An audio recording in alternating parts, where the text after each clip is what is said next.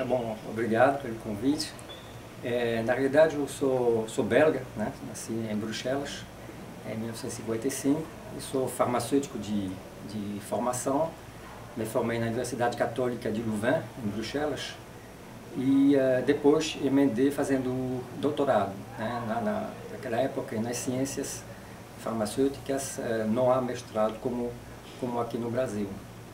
E depois, a grande mudança na minha vida foi de vir para o Brasil, recém-doutorado, 6 meses após a defesa de tese, para cumprir uma exigência legal, né? Naquela época havia a necessidade de prestar o serviço militar, mas havia a opção de fazer um serviço civil. E aí apareceu a oportunidade, através de um aluno daqui do mestrado, do Departamento de Farmacologia, na época, né, do ICB, e eu fui convidado para ser professor visitante.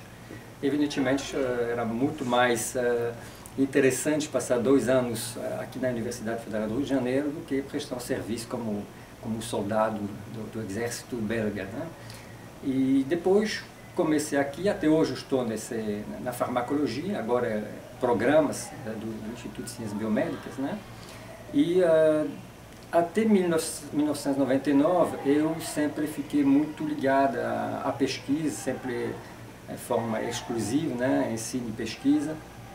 E trabalhando sobre sodiopotássio ATPase, que até hoje eu continuo tendo atividade então dessa enzima, né, diferentes aspectos, que é a enzima receptor dos digitálicos, que eu estudei durante o meu doutorado, mas o objetivo do meu trabalho aqui era trabalhar numa doença negligenciada, né, a esquistossomose, e eu achei muito interessante como serviço civil de trabalhar num problema endêmico no Brasil, apesar de que na nossa formação a gente nem curso de parasitologia temos, né, na farmácia.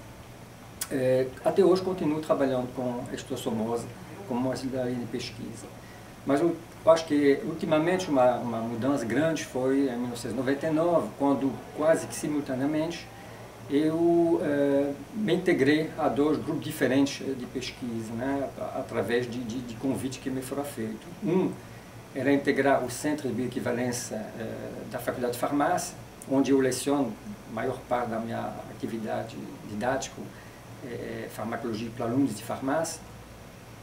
E eu trabalhei até 2 anos atrás, como pesquisador principal e responsável pela parte farmacocinética e estatística. Justamente parte farmacocinética que eu lecionava, mas sempre com uma certa frustração de nunca ter tido a oportunidade de fazer uma pesquisa.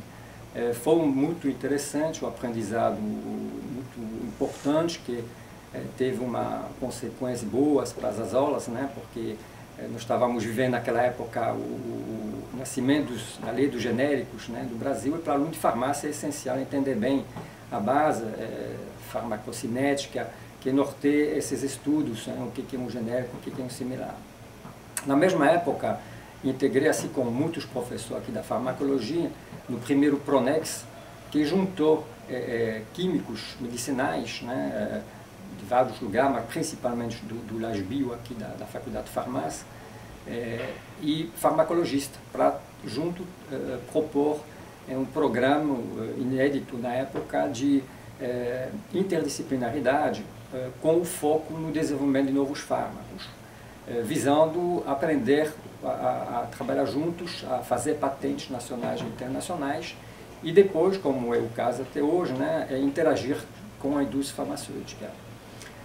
Então, hoje em dia, essa pesquisa ocupa grande parte do meu tempo pessoal, do laboratório da pesquisa, né, especificamente no momento, sobretudo, de pesquisa de novos candidatos a antipsicóticos atípicos, né, para o tratamento da esquizofrenia.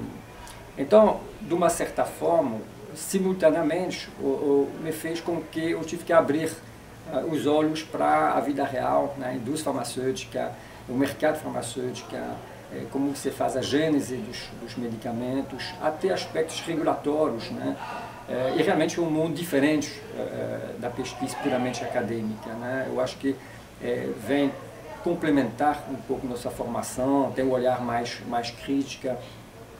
A questão da regulação, por exemplo, ela no mundo inteiro é baseada num tripé sempre falo, entre a agência regulatória, a Anvisa, né, aqui no Brasil, o FDA nos Estados Unidos, a indústria farmacêutica e a academia. Então, na realidade, muitas vezes as legislações são, de uma certa forma, um compromisso entre o que é possível fazer, o que é viável, o que é seguro, o que é o certo, né? Então, é um aprendizado bem interessante de ver a farmacologia de uma forma um pouco diferente, com uma visão mais para aplicabilidade, mesmo que não necessariamente imediata, né?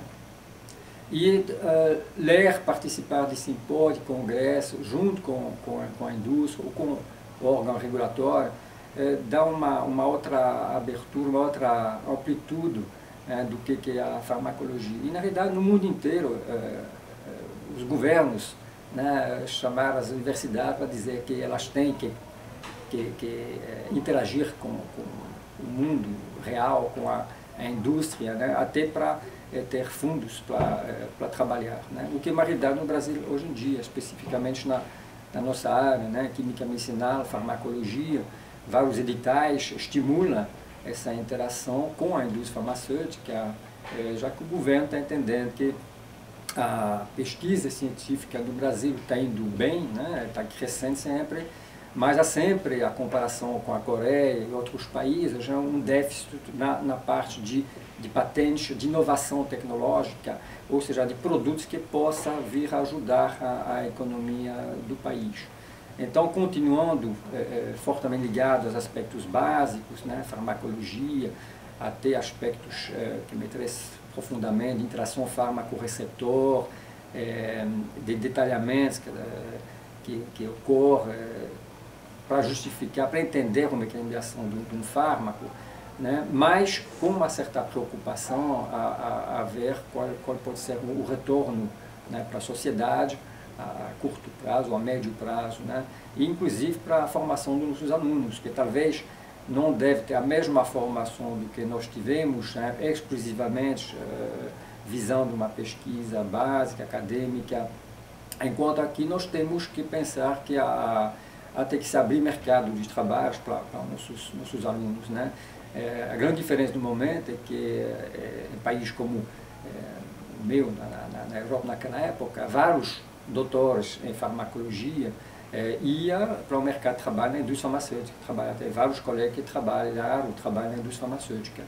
Porque há sítios de pesquisa de indústria farmacêutica localizado na Bélgica, na França, o que não é o caso do Brasil, né? Agora que começa a haver uma mudança muito importante, né, muito recente, na indústria farmacêutica, descobrir que investir em novos fármacos para ter um medicamento de repente próprio pode ser um investimento com um bom retorno, né? E portanto podemos vislumbrar que daqui a alguns anos haverá um mercado para nossos alunos, para trabalhar dentro de uma indústria farmacêutica no desenvolvimento de fármaco, quer seja alunos da farmacologia e da química medicinal. Eu não posso deixar de mencionar, né, que é uma ligação muito forte que eu tenho com o nosso programa de pós-graduação, do qual eu fui coordenador em duas ocasiões. Então, há poucos anos atrás, nós reformulamos esse curso de pós-graduação, que hoje em dia se chama Programa de Pós-Graduação em Farmacologia e Química Medicinal, que é o primeiro da América Latina, né, e com uma verdadeira interdisciplinaridade, disciplinas de farmacologia, de química medicinal e disciplina onde os alunos coabitam uns com os outros. Então, isso realmente é uma iniciativa, eu acho, muito criativa, que nós tivemos com os colegas da química medicinal, né?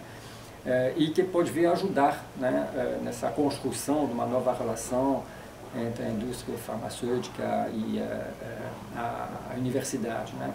E, sobretudo, pensar num mercado de trabalho bom para nossos ex-alunos, né? Que eles possam aplicar o conhecimento que eles tiveram, né? E ter condições então, de ter postos bem remunerados, com condições de trabalho, e não somente pensar como mercado de trabalho a carreira de professor na universidade, porque essas vagas são limitadas, né? E sobretudo se a gente pensar em universidades que fazem pesquisa, né?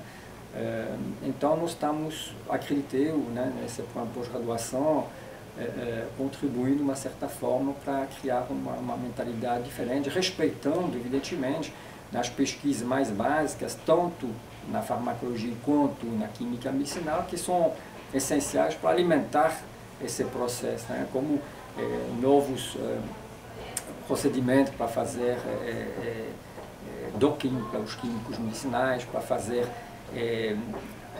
previsões de características, ADMET, absorção, distribuição, metabolismo in silico, como para a farmacologia, buscar novos alvos farmacológicos para as substâncias e não necessariamente se limitar aos alvos clássicos, né? Então, há espaço nesse programa para projetos um pouco mais, vamos dizer, de fundo, um pouco mais básicos, mas certamente nós alimentamos, né, a interdisciplinaridade. O que se vê já, na realidade, nas defesas de tese, né?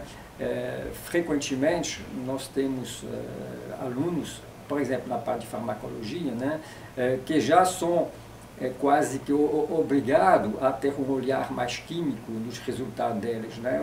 Olhar por que uma molécula teve um efeito diferente da outra.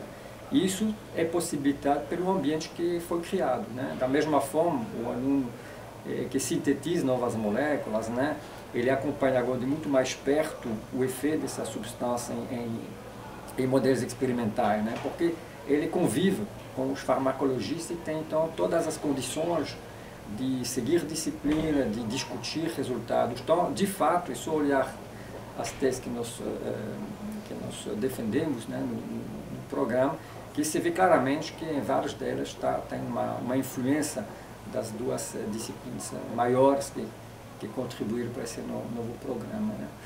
Então, de maneira resumida um pouco, eu acho que eu tracei um pouco esse perfil, né? Eu desculpo pelo sotaque, porque permanece, já estou acostumado que em sala de aula convivemos, né? E fazemos questão, não sou eu como todos os professores aqui que compõem nosso programa, de ter uma atuação forte na graduação, né?